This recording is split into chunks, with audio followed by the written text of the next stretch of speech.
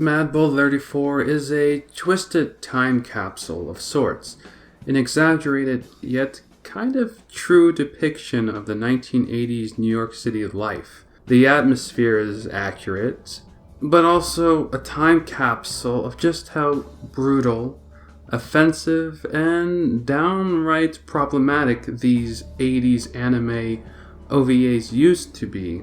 I touched upon such a subject with my Angel Cop video.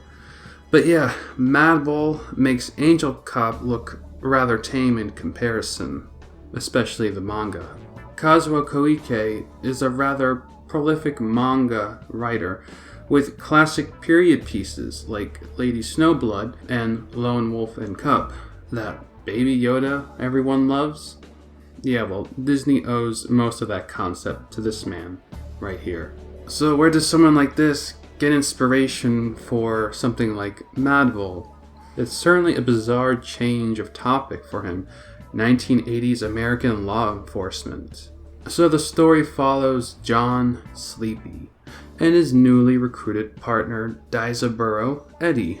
Typical buddy cop story here, but this was about 30 years before it became a stale genre. Well, they patrol the grimiest, ugliest precinct of New York City, the 34th. Sleepy, a hulking mass of a man, and that mustache, the staple of any great cop character. And Eddie, well, he's tiny in comparison, but passionate about his job, whereas Sleepy is utterly brutal when pushed, and downright scary.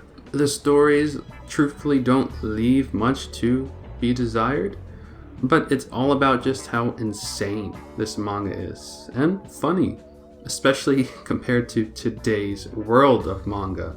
You absolutely wouldn't be seeing something like this today. This was serialized in Weekly Young Jump, which I would say is geared towards young adults, I hope. The violence is some of the most extreme I've seen, and the characters are just bizarre, like 50s mob guy caricatures or something. And with titles like these, well, they're not exactly YouTube friendly, but it's just a glimpse into a world of manga that, for the most part, just doesn't exist anymore. All influenced by all sorts of American pop culture. And, well, the manga in physical form is non-existent here in the US.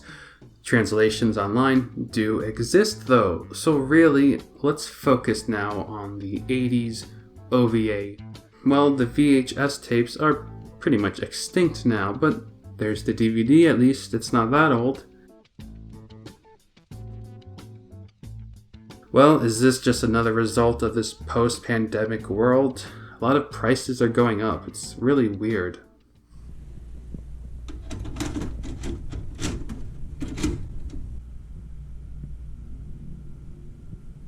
Manga entertainment, I just love them. The absolute best and top-notch anime.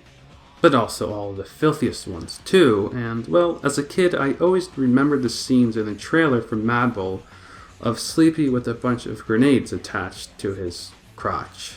And dressed as a nun. Yeah, that definitely leaves a lasting impression for a kid. Though I didn't really watch this series until much later.